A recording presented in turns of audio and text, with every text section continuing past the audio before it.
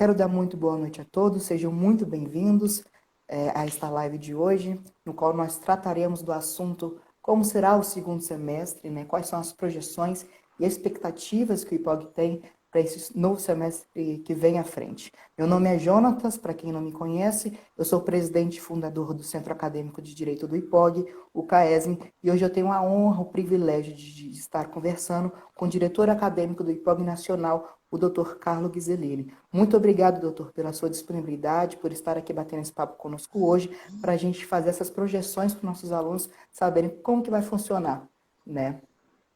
Muito obrigado a você, meu amigo. Fico extremamente envaidecido aí pelo convite e espero poder que a gente consiga tratar dessa temática, né, que é tão esperada e ansiosa, mas vamos tentar desvendar dentro daquilo que nós temos de informações para poder acalmar os corações, tá?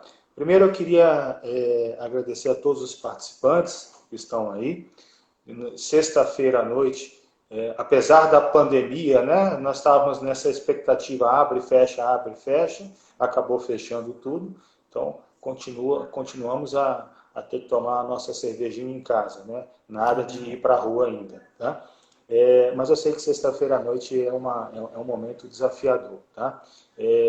Aqui eu não sei como é que está a iluminação, nesse momento estou aqui no IPOG, até para contextualizar vocês, nós fazemos todos os finais de semana os plantões para o acompanhamento das aulas remotas, como acompanhamos também na graduação, mas no final de semana, nesse final de semana específico, nós estamos tendo 4 inaugurações das pós-graduações 100% remotas. Já tivemos nos 2 finais de semana passados, mas nesse especificamente são 4 novos cursos, né? Então, isso mostra que o IPOG vem se reinventando nesse momento de pandemia, né? A despeito de todas as dificuldades, estamos migrando as nossas aulas temporariamente para essa modelagem remota, mas vimos a oportunidade, a partir da percepção do próprio aluno, que aderiu, né, e preferiu, em alguns cursos, continuar com o seu ensino nessa modalidade, tá? Então, isso fez surgir aí uma nova perspectiva. Bom, mas vamos lá. Eu acho que o anseio de todos é para que a gente entenda o que será no futuro, É né? verdade. Quem dera nós pudéssemos ter respostas para isso, tá?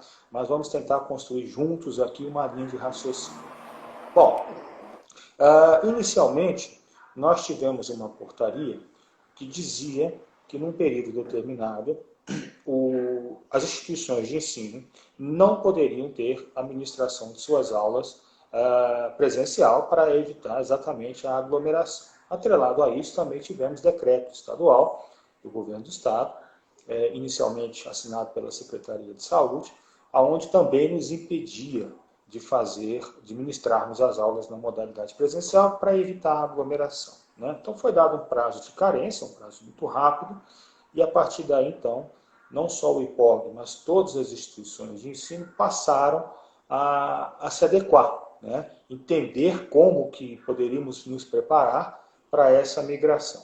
Então, isso aí dentro de um contexto histórico. Vou fazer um parêntese dentro desse contexto histórico para que a gente entenda um pouco dessa tecnicidade.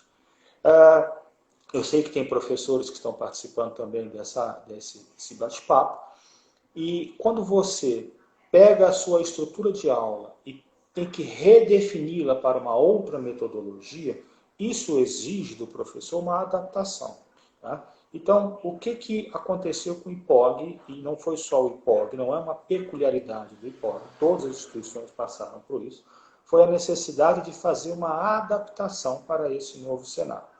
Qual o elemento catalisador que tornou tudo isso um pouco mais, ou efetivamente mais tenso e mais difícil? O prazo, né? Então, o prazo foi muito curto. Um prazo que exigiu das instituições um esforço hercúleo para conseguir adaptar, né? Então, obviamente que numa transição como essa, existe um processo de aprendizagem, de desenvolvimento. Ou seja, aquilo que foi feito inicialmente, ele vai amadurecendo, se desenvolvendo, os professores, os alunos vão se desprendendo de hábitos, de paradigmas, vão se adaptando a outros, e aí a gente vai construindo esse novo processo, né? Essa nova metodologia.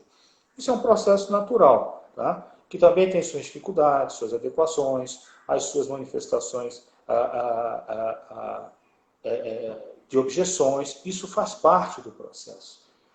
Então, esse foi um enfrentamento que todas as instituições tiveram que passar. O que nós organizamos, tá?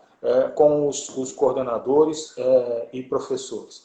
Para que isso acontecesse, aonde os professores, junto com os alunos, junto com a coordenação de cada curso, fossem adaptando, fossem encaixando, né, customizando essas ferramentas, essas didáticas, para que a gente minimizasse o impacto dessa mudança. Não porque nós entendíamos que isso voltaria logo. Na verdade, a gente não tem nenhuma perspectiva ainda de retorno, mas para que ela fosse o menos traumática possível.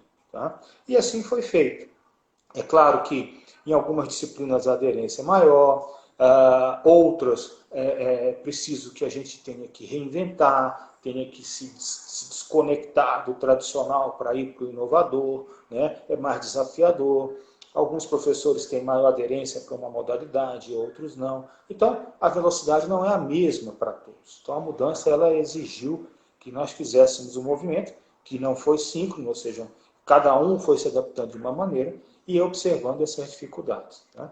Bom, fechando então esse parênteses. Oi, pois não, fique à vontade. Antes de você introduzir outro tópico da continuidade, já queria puxar o gancho para parabenizar, né, de uma maneira especial os professores, né, que se mostraram muito disponíveis em querer essa mudança, em entregar o conteúdo para os alunos, mesmo enfrentando esses processos de adaptação que foi tão difícil. Então, nós como os alunos, né, somos muito gratos aos professores por não terem desistido, e, pelo contrário, ter dado uma maior assistência, ter trabalhado até muito mais do que eles trabalhavam antes, para garantir que o conteúdo fosse entregue. Estendo esses cumprimentos de agradecimento e parabenização também à gestão, você, doutor Carlos, doutor Nivaldo, e os demais coordenadores do curso que conseguiram realizar essa adaptação. No início, né, como foi complicado, né?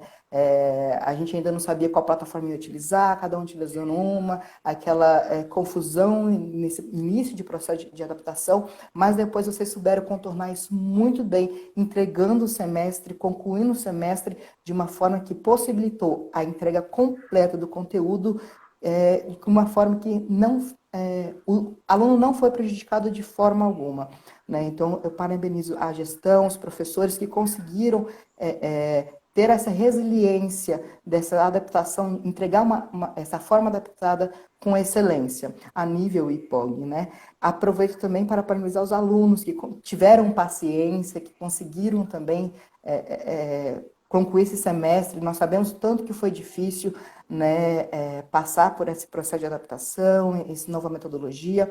Então, eu agradeço a todos e parabenizo por conseguirmos concluir esse semestre, concluir mais essa etapa da nossa carreira, chegando ali na realização do nosso sonho, que é a formatura, né, para conseguirmos ser grandes profissionais. Então, diante desse aspecto, eu volto então para a nossa live de hoje, que é a projeção para o segundo semestre.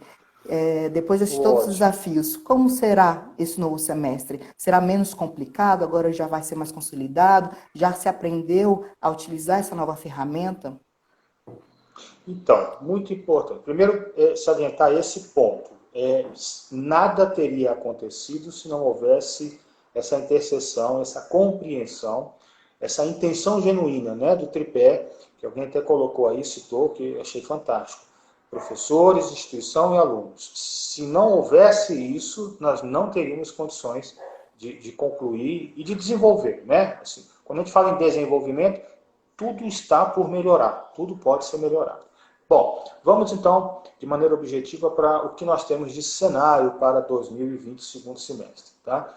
O que pesa hoje? O que pesa hoje é a falta de sincronia das decisões tomadas. Tá? Então, hoje nós temos uma portaria 544 do MEC, que diz o seguinte, que as instituições estão orientadas e podem ministrar aulas até o dia 31 de dezembro, nas modalidades EAD, remoto, usando tecnologias online, tá? Então, o MEC ele desonera, ele libera as instituições para que isso aconteça. Em contrapartida, nós temos também, pelo próprio MEC, a publicação de um protocolo de convívio para um retorno das aulas presenciais. Então, esse protocolo ele diz o seguinte, que nós temos que ter aferição de temperatura, espaçamento de 1,5 m, álcool em gel distribuído, ele regula, inclusive, a questão de uso de bebedouros, a quantidade de alunos na instituição. Protocolo esse que ele, muitas das vezes, ele dificulta uma dinâmica de uma organização de aula. Por quê? Porque nós não podemos pensar as coisas de maneira isolada, nós temos que pensar como uma operação dentro de uma perspectiva holística. Tá? Existe um custo de operação, e esse custo de operação ele precisa também ser atendido. Algumas dessas restrições, se olhadas individualmente, elas podem atender ao quesito de prevenção e higienização. Mas elas podem não tornar a operação viável. Mas essa é uma discussão que a gente vai ter um pouco mais para frente. Por quê? Porque o próprio CNE ainda não definiu uma data de retorno. O que nós temos a informação é que a CNE vai reunir agora no dia 7, portanto, deve ter essa reunião, deve acontecer essa reunião, para que se defina a possibilidade de uma data para que as instituições de ensino superior, pelo menos em alguns estados, e o estado de Goiás está incluso nesse rol, tenham uma liberação de data de retorno, seguindo o protocolo. Mas isso ainda não foi definido. Paralelo a isso, nós temos um decreto estadual que ainda não nos autoriza a retornar. Tá? E a própria concordância da administração pública municipal, que em consonância com o decreto, tá, também, mesmo que por força de liminar, também é conivente com o decreto estadual, que não permite a aglomeração. Então, percebam, os movimentos não são conectados, né? Portanto, as datas não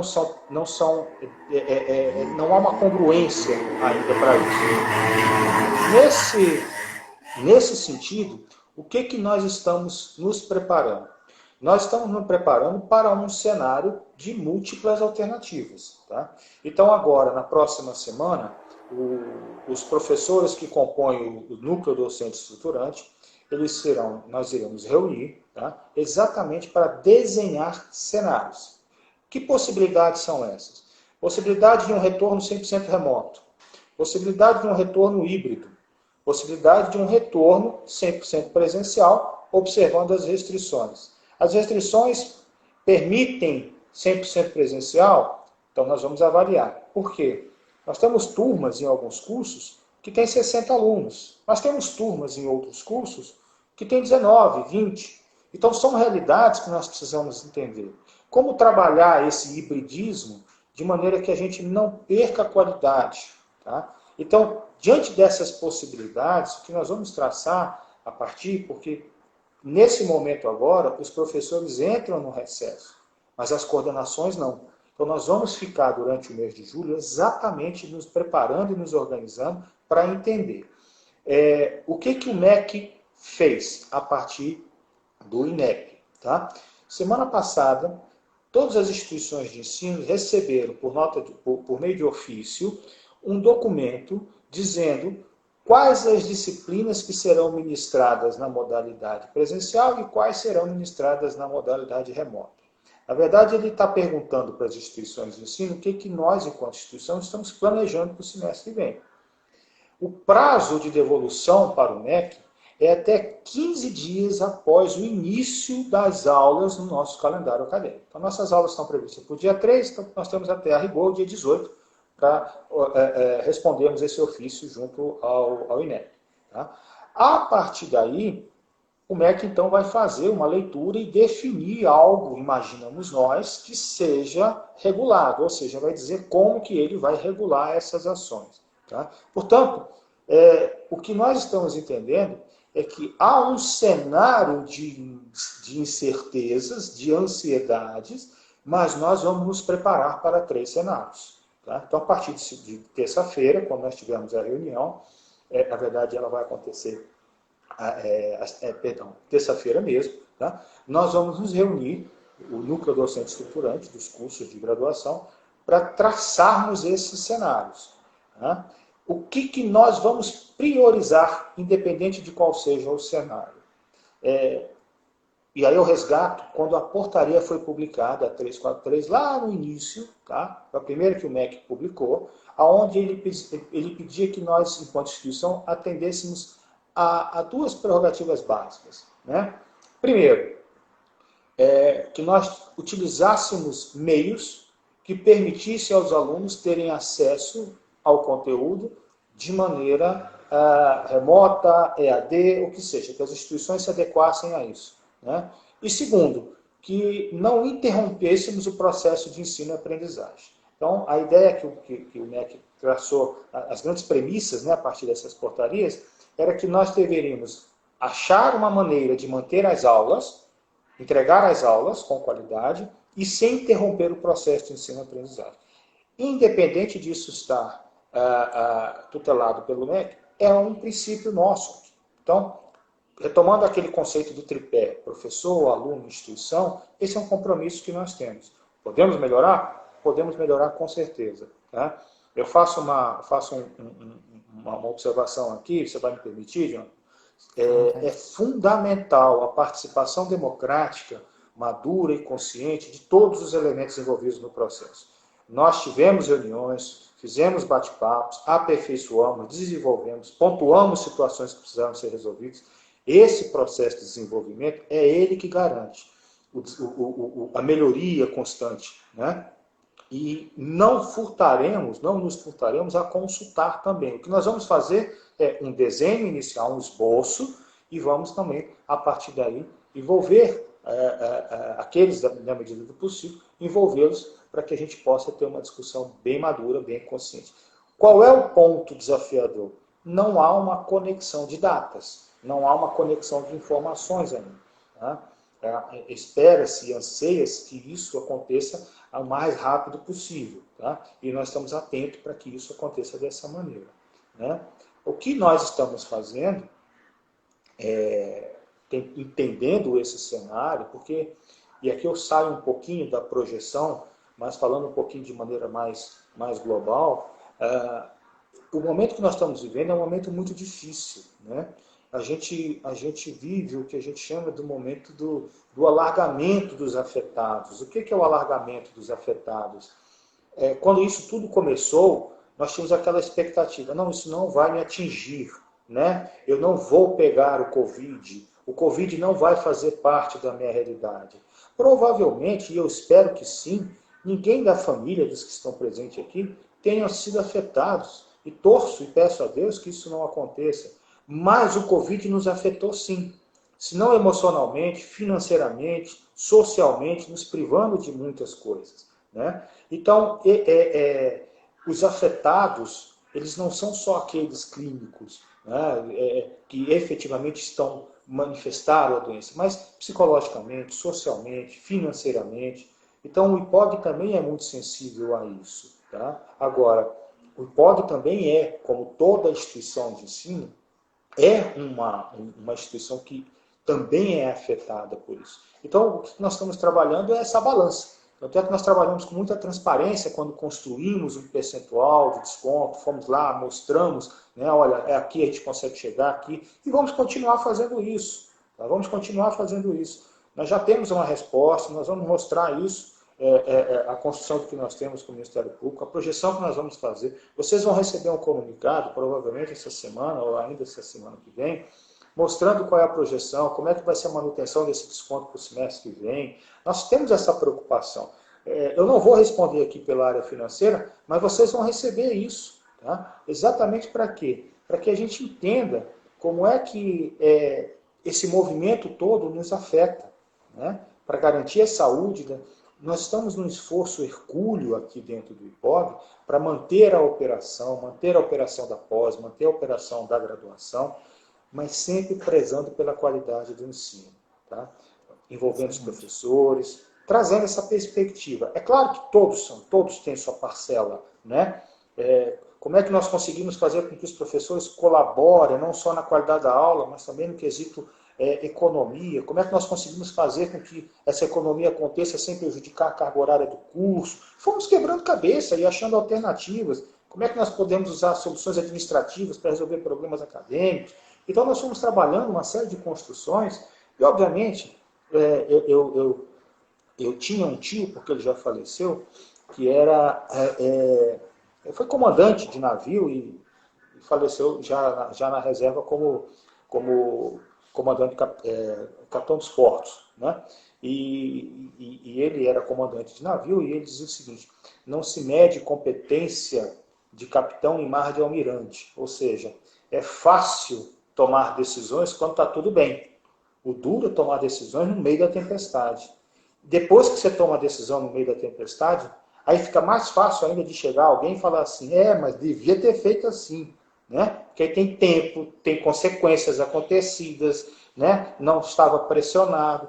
Mas a gente sabe que com esse tripé a gente consegue desenvolver, tá? Envolver todos no processo de tomada de decisão. Não, Então esse é o excelente. desafio. Tá? Esse é um grande desafio. Né? Sim, eu Pois não. até puxando o assunto, algo que nós devemos reconhecer é que o IPOG ele não parou, né? Primeiramente, no início ali da fase de adaptação, ele ouviu os alunos as demandas que tinham, atendeu, buscar encontrar a melhor solução para todos, ofertou desconto para os alunos que tanto pleiteavam, achou uma padronização de ensino. O mais importante é isso, a comunicação. Os alunos foram ouvidos e atendidos naquelas demandas que eles mais precisavam e ansiavam. Então, a gente reconhece o IPOG fazendo o seu trabalho de satisfazer os alunos, entregando aquilo que ele oferta, que é excelência e qualidade. Isso a gente tem que pontuar, porque realmente essa comunicação que você falou entre aluno e instituição, esse tripé que tem que haver, ele existe e ele como nós podemos ver, durante esse semestre, ele aconteceu, os alunos foram atendidos em suas demandas principais, e agora, né, com esse período mais de tempo, mais pensante, a gente vai conseguir um semestre com certeza mais próspero, mais eficaz, a partir de todas essas projeções que você nos trouxe.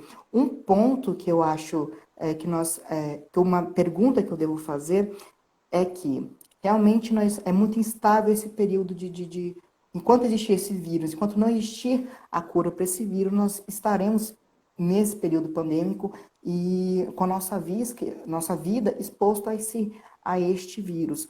Caso as aulas presenciais retornem, mas esse vírus ainda não tenha sido resolvido, solucionado através de vacina, seja o que for, haverá a possibilidade do aluno que não quiser se expor ir presencialmente, caso isso ocorra. Haverá a manutenção das aulas online para esses alunos que não quiserem se expor, caso isso venha a acontecer, esse retorno de aulas presenciais? Esse é um dos pontos que está na pauta para a nossa reunião. Muito bem colocada a sua pergunta, por quê? Porque, entenda, aí eu vou falar um pouquinho de operação acadêmica, né? Entenda, quando a gente constrói uma política de desconto, eu estou fazendo uma concessão aqui, mas eu estou apertando o cinto em outro lugar ali. Tá? Então, essa equação ela precisa ter um equilíbrio. Tá? A nossa operação ela depende muito de uma estabilidade, de um movimento global da instituição, e nós prezamos muito pela qualidade, mas também nós temos que entender até onde a gente consegue chegar. Tá? A nossa perspectiva é que a gente consiga, dentro de um hibridismo, trabalhar modalidades mistas. A possibilidade de fazer uma aula presencial e ter essa aula gravada ou de alguma forma remota, tá, está no escopo da nossa análise. O que nós não chegamos ainda é no estágio de avaliar se é viável em termos de infraestrutura e custo. O que é complicado? É complicado você ter ministração da mesma aula 3, 4 vezes, né? Porque isso onera o custo da operação e aí a gente perde aquela margem que a gente repassa para o aluno, que é o desconto, né? A redução do valor. Mas está dentro do nosso escopo de análise, nessa reunião, a avaliar essa possibilidade, sim. Porque nós entendemos que, provavelmente, o protocolo de retorno ele vai impor às instituições alguns limites. Tá? Então, já existe, né, aquela condição onde turmas com até determinada quantidade de alunos, ela, por determinação, ela comece presencial, turmas que ultrapassem determinado limite de alunos, ela possa ser remota. Tá? Então, são alternativas. Eu não estou dizendo que nós vamos optar por isso. Eu estou dizendo que nós estamos estudando o que está sendo previsto ou o que está se discutindo no âmbito das instituições que a gente tem contato, acesso, porque é tudo muito incerto ainda. Né? Entenda, numa sala de aula em que eu tenho 70 alunos, como operacionalizar isso? Né? Vou dar aula para metade, vou dar um exemplo claro para você. Então, ontem no Rio de Janeiro foi liberado para que as pessoas fossem aos bares. E os bares tinham uma determinação de atender só apenas X% de sua capacidade interna. O que aconteceu? X% da capacidade interna foi obedecido. Mas na calçada virou uma bagunça. Né? Então, esses critérios precisam ser muito bem definidos. E é isso que a gente vai desenhar. Tá? A ideia é que, e o que nós vamos garantir, dentro de uma proposta, é que não haja prejuízo para os alunos e que não haja risco. Tá? Agora, um modelo, né, ou alguns modelos, eles continuarão exigindo, tanto da instituição, quanto dos professores, quanto dos alunos, adaptações. Tá? Então é possível que nós tenhamos que optar por um modelo que abrace a todos da melhor maneira possível, mas que mesmo assim vai exigir adaptações. Adaptações essas que eu digo, não vamos expor ninguém a risco, tá? Mas nós vamos ter que fazer algumas exigências. Olha, essa disciplina vai ter que ser assim, essa disciplina vai ser assada, essa disciplina aqui nós vamos fazer fusionada com outros cursos. Alternativas que existem, que são praticadas e que nós vamos começar a trabalhar. Tá? A ideia é garantir a qualidade e a segurança. Né? Excelente. Só para registrar, o pessoal aqui está se manifestando em prol da manutenção das aulas remotas até o fim desse período pandêmico, né? Então, só para registrar nesse comentário, caso... Isso nos faz até dormir feliz. Eu estou tentando aqui fazer uma piada. Não sou o melhor, né? Minha fisionomia mostra que eu não sou uma pessoa adequada para fazer piada. Meu filho fala que eu tenho cara de mal e ele acha que isso é bonito.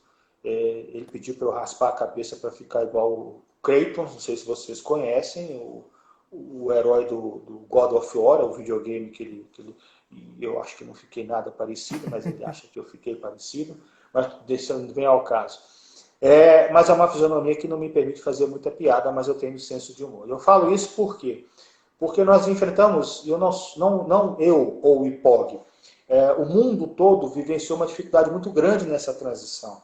Entenda, mudar um paradigma não é fácil. E mudar um paradigma num prazo tão curto como o mundo foi obrigado a mudar, a se adaptar, exigiu de nós um esforço muito grande. As pessoas, elas dificilmente gostam, são imunes, né? O Leonardo, o nosso mantenedor, usa uma expressão muito apropriada, onde ele diz o seguinte: as pessoas são imunes, elas têm uma vacina. Nós temos uma vacina que fala assim, não vamos nos adaptar à mudança, né? Ou seja, a gente tem aquela sensação de estanque, de estar ali no que nós julgamos ser seguro e nos apegamos a isso. Mas isso é natural. Tá? A química mostra isso. Quando você muda as camadas, né, a gente quando estudava química na escola, quando o átomo ele muda de camadas, ele despende energia. Portanto, o processo de mudança ele é movimento, ele pressupõe consumo de energia. E o ser humano, ele é preservacionista. A natureza, a essência nossa é preservar a vida. Por isso que a gente não gosta de mudar, né? Dentro de uma perspectiva de que nós vamos ter mais segurança. Então não é um movimento de fato confortável. Quando a gente ouve isso, né, que as pessoas estão adeptas e até entendem e aceitam e preferem isso, é muito interessante, porque a energia contra, num primeiro momento, ela foi muito forte. Agora já há uma adaptação. Nós começamos a perceber o movimento. Por exemplo, hoje nós estamos com 4 turmas, na média de 69, 70 alunos em cada uma delas, de alunos que optaram por fazer uma pós-graduação 100% remota.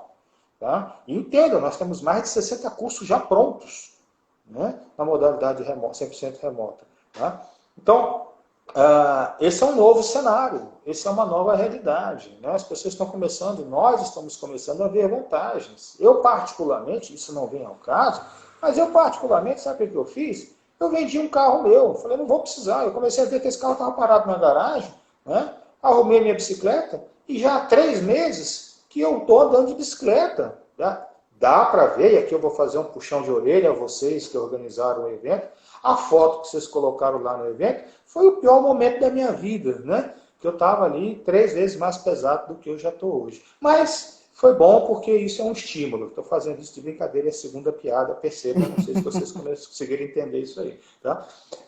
Mas por quê? Porque a gente vai percebendo a mudança. Né? Quer dizer, eu não preciso do carro. Não precisei mais consumir certos produtos. Não preciso mais de determinadas rotinas. Sabe? As reuniões elas começam a fluir. A gente consegue ter maior produtividade porque a gente consegue reunir as pessoas com mais facilidade. Existem vantagens também nesse processo. Nós temos que estar... Agora, a gente sente saudade de ir para o barzinho, tomar um chopp, comer um espetinho, falar mal dos outros. Né? Terceira piada, tá? Não me entendam mal. E isso tudo é aprendizado, é adaptação. Né? Tem seus prós e seus contras. Mas é muito bom quando a gente percebe isso. A ideia de continuar no remoto, como eu falei para vocês, dentro dos cenários possíveis, ela é uma delas. Não significa que faremos, tá? Mas é uma delas. Se não houver um consenso com relação do MEC, com relação à CNE, com relação aos governos estaduais, Secretaria e Ministério da Saúde, nós vamos ter que continuar até que haja um consenso. Né? Há uma discussão muito grande, porque existe uma disparidade muito grande entre a realidade das instituições de ensino superior, particulares, que hoje representam 88% das vagas no ensino superior, com as instituições públicas. Tá? Não se espantem, mas nós temos instituições hoje no estado de Goiás que estão sem aula até agora. Né? Até agora estão sem aula. E instituições que têm vocação tecnológica, ou seja, poderia já, tá? Eu não estou querendo fazer uma crítica, acho que cada um faz a gestão da maneira que acha viável. Tá? Mas entenda, são realidades diferentes. Nós temos alunos que não têm acesso nenhum, alunos que têm facilidade ou conseguem. Então, o MEC tem essa preocupação porque se nós liberamos para um setor privado e não temos uma política de equilíbrio para o público, aonde esses alunos vão se confrontar lá na frente? No ENAD, né? Numa avaliação global, e aí há o quê? Um desequilíbrio. Tá? Então eu vou favorecer, por esse desequilíbrio, um grupo de alunos em detrimento a outros. Então, essa é uma responsabilidade social do MEC. É óbvio que a pandemia ela trouxe à tona uma série de fragilidades. E aqui eu não estou fazendo nenhum posicionamento ideológico, mas ela trouxe uma série de fragilidades. O ensino, de uma maneira geral, principalmente na rede pública, a saúde, o desequilíbrio, a falta de leitos, a falta de hospitais, tudo isso veio à tona. Né? Então você veja, quando isso tudo começou, os alunos, muitos alunos que não tinham acesso à educação, as famílias começaram a ter problema porque não tinha merenda. Né? O aluno não tinha acesso, não tinha uma internet com condições suficientes para poder assistir a aula. Tá? Então, isso é um desafio gigantesco na dimensão do que... Por isso que a gente tem que ter sempre essa cautela. Por isso que o MEC, ele, muitas das vezes, parece burocrático uma tomada de decisão, mas é porque isso tem que ser muito bem equacionado. Imagine que nesse cenário todo nós não temos um ministro da Educação. Né? Nós ainda não temos um ministro da Educação. Então você veja, tudo isso são fatores que agravam, né, e retardam muitas das vezes a tomada de decisão. Nós já passamos aí por 3 ministros. Há uma indicação agora de um 4º ministro, mas ainda não foi empossado, não foi, né?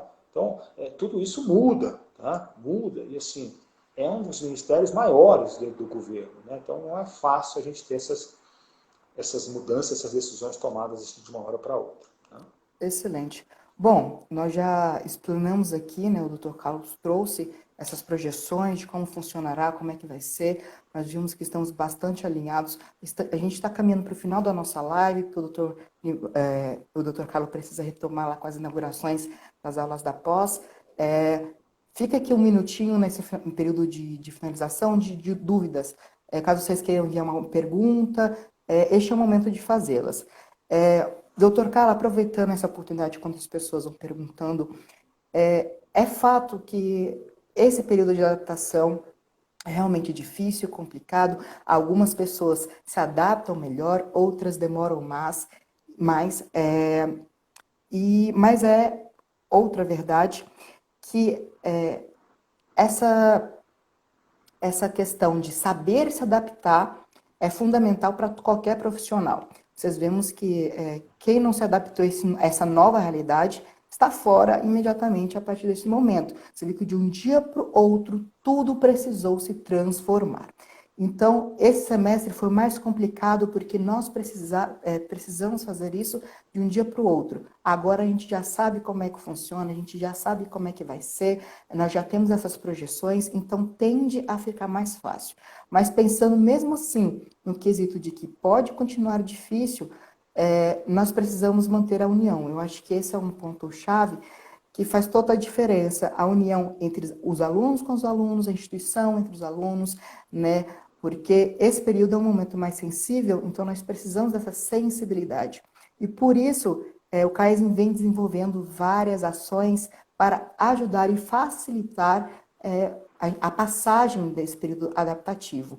Uma dessas ações será que no próxima live da sexta que vem, nós teremos uma profissional que é uma psicóloga especialista em educação, que vai nos ajudar a entender como adaptar de uma melhor maneira na modalidade remota de ensino. Para aqueles ainda que não estão conseguindo, para aqueles que ainda têm dúvidas, não sabem, nossa, eu não estou rendendo. Então, essa live será para a gente realmente definir pontos que auxiliem a gente a conseguir se adaptar a essa nova realidade, né? Nós sabemos que ninguém quer que o sonho se interrompa, né? Então, pensar em trancar a matrícula porque não está conseguindo se adaptar, porque não está aprendendo, entre aspas, nada frente a essa nova realidade, eu acho que é o que a gente deve evitar ao máximo. Eu acho que ninguém quer prorrogar o sonho. Então, eu faço um convite a todos vocês de, nessa união, estarmos participando, auxiliando esses amigos que querem desistir, para falar, não desista, vamos continuar junto. Apadrinhe um colega, você vê que ele está com dificuldade, apadrinhe ele, chame, nossa, está com essa matéria, vamos juntos. Vamos conversar, vamos conversar. 2 pontos importantíssimos na sua fala, tá? Que é importante a gente destacar. Primeiro que, de fato, a adaptação ela é fundamental. Imagine que quando, supostamente, né, e aí não vou entrar também no mérito da questão, mas faço a seguinte analogia. Quando o meteoro caiu no planeta e dizimou a população dos dinossauros, os mamíferos levaram centenas, milhares de anos para chegar a essa escalada. Eu estou fazendo uma analogia sem levar em consideração aspectos e crenças religiosas. Nós tivemos uma mudança de paradigma no mundo em menos de 90 dias que mudou o mundo inteiro. E ele classificou pessoas adaptadas e pessoas não adaptadas. Né? Quer dizer, você quer ver um elemento que fez com que o mundo se partisse em 2? Aqueles que têm Wi-Fi e aqueles que não têm Wi-Fi. Então você pensa, de uma maneira muito pragmática, muito simples, nós dividimos o mundo. Por um critério que não tem absolutamente nada a ver com justiça. É quem tem Wi-Fi e quem não tem Wi-Fi.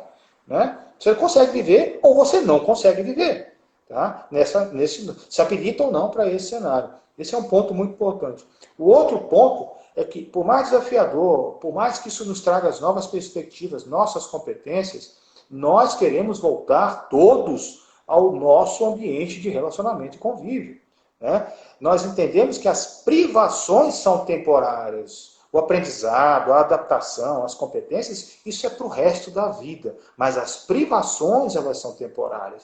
Não significa que daqui a 2, 3, 4, 5 meses, quando nós pudermos retornar, e vamos retornar, essas competências que estamos adquirindo agora não terão valia. Sim, elas terão valia para o resto da vida, porque essas cicatrizes, elas vão nos acompanhar. Quer dizer, pense, eu sou de uma geração que a gente não tinha computador para estudar.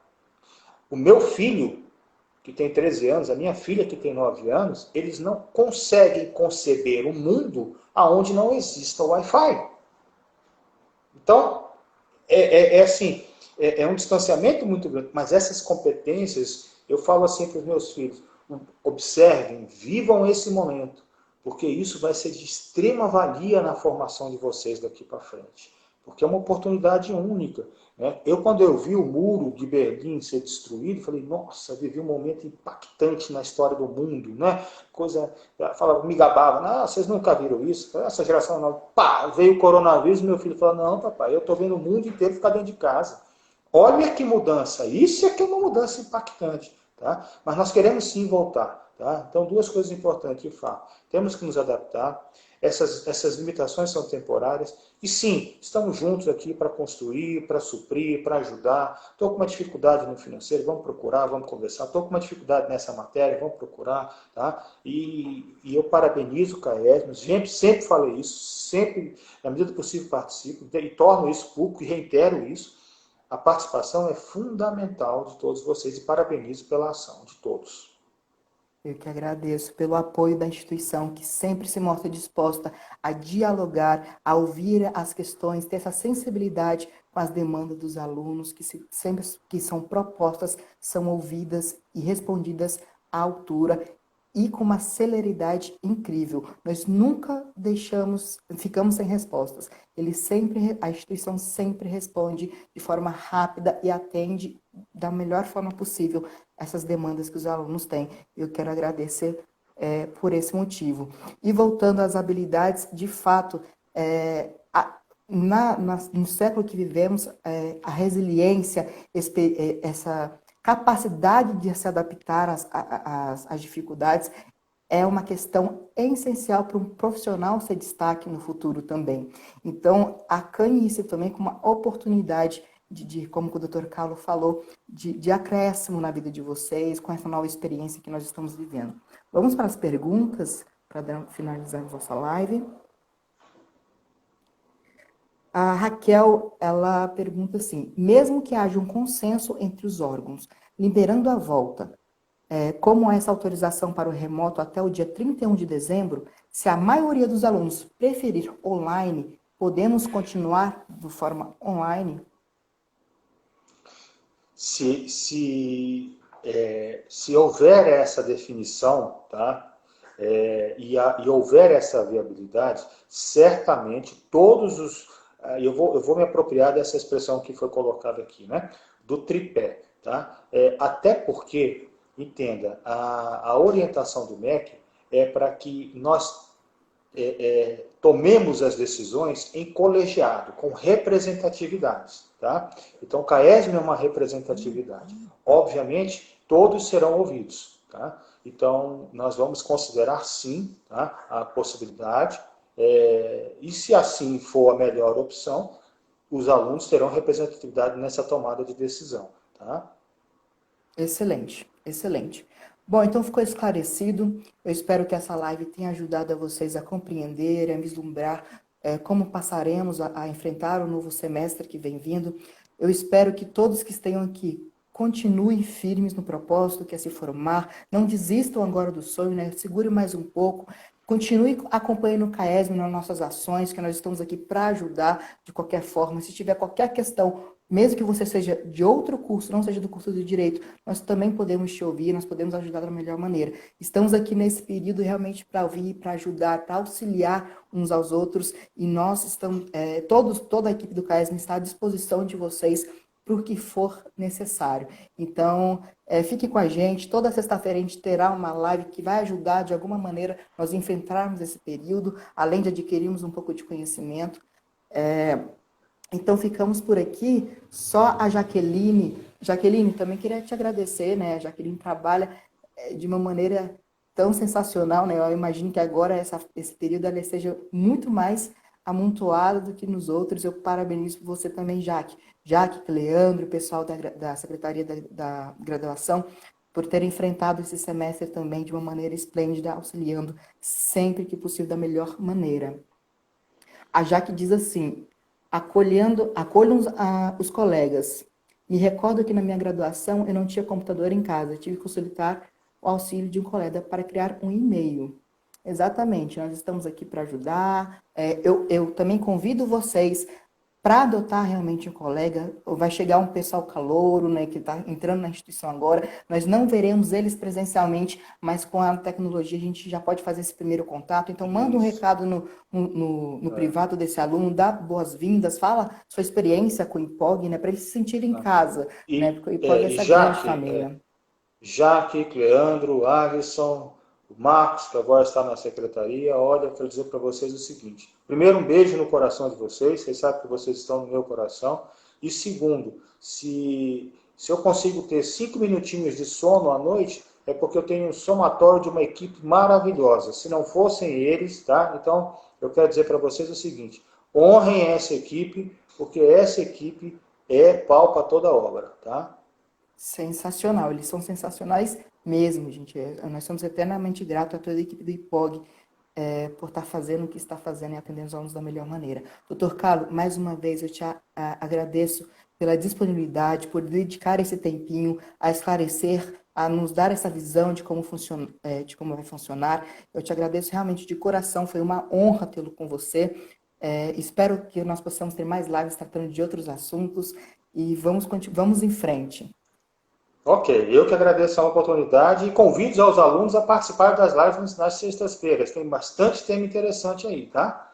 Um abraço, meu amigo, um abraço a todos, um beijo no coração de vocês. Abraço, tchau. Boa noite para você que nos acompanhou até aqui, muito obrigado, um excelente final de semana. Precisando, conte com a gente.